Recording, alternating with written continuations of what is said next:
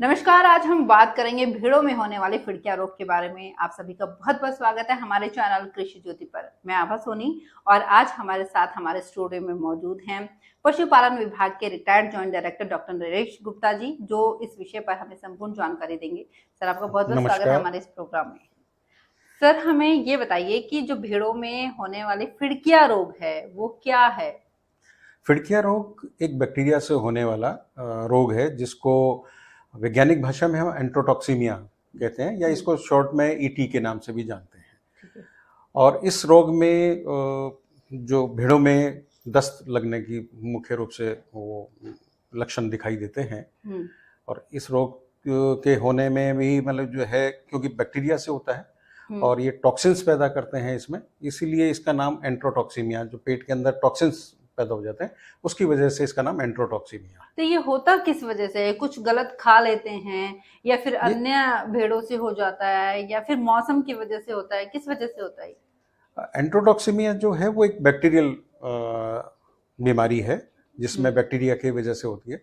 और ये ज़्यादातर क्या है कि जब बरसात के बाद अच्छा लश ग्रीन जो चारा उपलब्ध होता है और भेड़ें जब खुले खेतों में चरती है, उस समय क्योंकि इनकी प्रोटीन डाइट बढ़ जाती है और इनके पेट में मौजूद जो क्लोस्ट्रिडियम बैक्टीरिया है वो, और नहीं तो क्योंकि जब पशु चरता है तो उस समय भी ये मींगनी वगैरह करते रहते हैं या जो इनके दस्त लगते हैं, उससे जो घास है या जो चारा है उसके ऊपर भी ये बैक्टीरिया मौजूद होते हैं। अच्छा, तो ये चारे जब से हो जाता है? हाँ, चारे से जो है जब ये अंदर जाता है तो उसके बाद जो है ये ज़्यादा ग्रोथ करते हैं, और ग्रोथ करने के बाद वहाँ फिर अंदर जब डाइजेशन की प्रक्रिया के दौरान ही जो टॉक्सिन्स पैदा होते हैं, उन टॉक्सिन्स की वजह से ये रोग होता है। तो क्या ये हरे चारे की वजह से ही होता है या सूखे चारे की वजह से भी होता है? नहीं, ये मैंने बताया ना, इसका कारण, मुख्य कारण तो है जो बैक्टीरिया है वो, लेकिन उसमें सहयोगी जो है कि इनके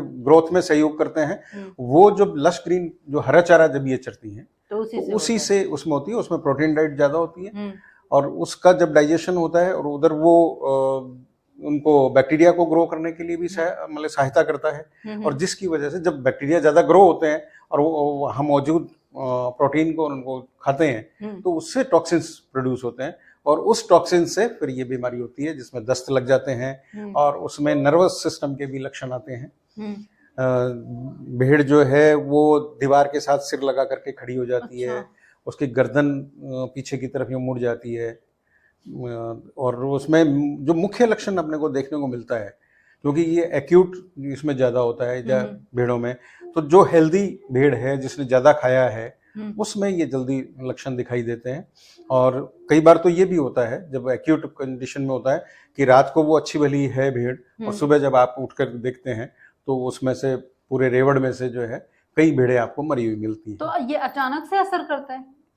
हाँ, अचानक से, क्योंकि जैसे ही डाइजेशन होगा और टॉक्सिन से मतलब एक ही बार में अगर खा लिया और हाँ, तो फिर हो जाता है, मतलब हाँ, उसमें ये है ना, क्योंकि ऑलरेडी बैक्टीरिया उनके पेट में ऑलरेडी मौजूद भी हैं और कुछ बैक्टीरिया और भी जो हरा चारा खाया है उनके साथ जो चला गया, और उसके बाद जो अंदर एनवायरनमेंट बनता है, जो प्रोटीन का डाइजेशन होता है या और दूसरा लश ग्रीन जो चारा उसको अवेलेबल है, उन सब की वजह से जो बैक्टीरिया है उसकी ग्रोथ बहुत ज़्यादा बढ़ जाती है और वो टॉक्सिन्स भी बहुत ज़्यादा मात्रा में पैदा करते हैं। तो क्या ये एक से दूसरे भेड़ में भी फैलता है या फिर? नहीं, ऐसे नहीं फैलते हैं, लेकिन जैसे मैंने बताया कि जब वो दस्त लगते हैं तो पेट के अंदर जो हैं बैक्टीरिया वो दस्त के साथ चारे के ऊपर आ जाते हैं और फिर जब उसको दूसरे जानवर खाते हैं तो जो है ये उनमें फैलता है।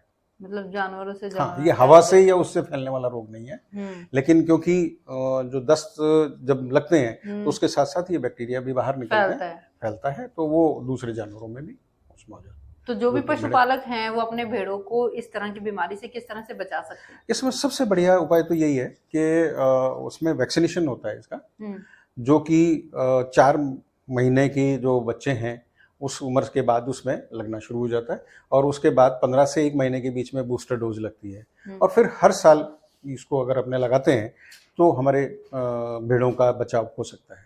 तो ये जितने भी भेड़ पालक हैं जो रेवड़ रखते हैं उन लोगों को ये ध्यान भी है, वो जब भी मौसम होता है बारिश का मौसम के जस्ट बाद ये लोग जो है उसमें वैक्सीनेशन करवाते हैं। और जो पशुपालकों को जानकारी नहीं है तो उनको इस चीज़ का ध्यान भी रखना चाहिए, और जो है इनका वैक्सीनेशन समय से पहले आप करवा लें तो इस तरह के रोग उसमें पैदा नहीं होंगे, और जो आर्थिक नुकसान होता है भेड़ों के मरने के कारण वो नहीं होगा।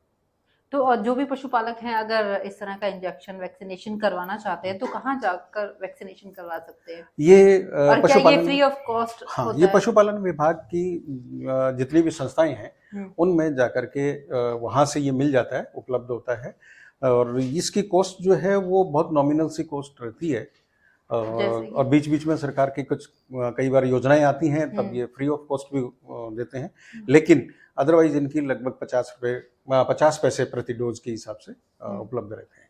अच्छा, इतने कम पैसे? हाँ, कम पैसे में होता है तो वो लगभग नॉमिनल सी वो है।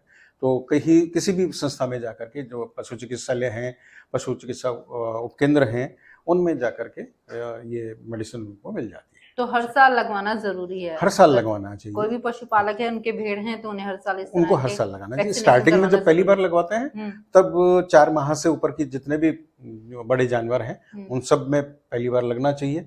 उसके बाद उसके 15 से महीने के बीच में, 15 दिन से महीने के बीच में एक और डोज, बूस्टर डोज बोलते हैं उसको, वो लगनी चाहिए, और उसके बाद अगर हर साल लगा लेते हैं तो ये अच्छा रहता है। और मान लीजिए किसी भी भेड़ को अगर ये फिड़किया रोग हो गया है तब उसे बचाया जा सकता है?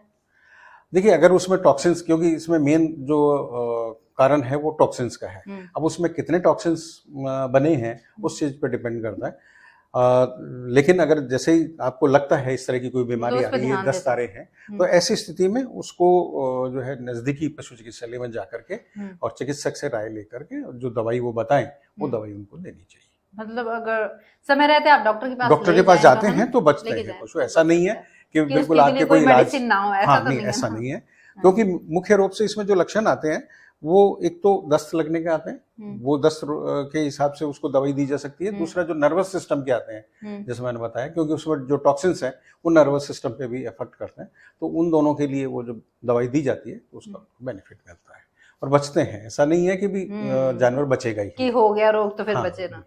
तो बहुत बहुत शुक्रिया सर इतनी अच्छी जानकारी के लिए। इसी तरह से आप आते रहें और जो भी पशुपालक हैं उनको अच्छी अच्छी जानकारी देते रहें ताकि वो अपने पशुओं को होने वाली बीमारियों से बचा सके और जो भी सरकार की स्कीम है उसका लाभ ले सके। धन्यवाद सर।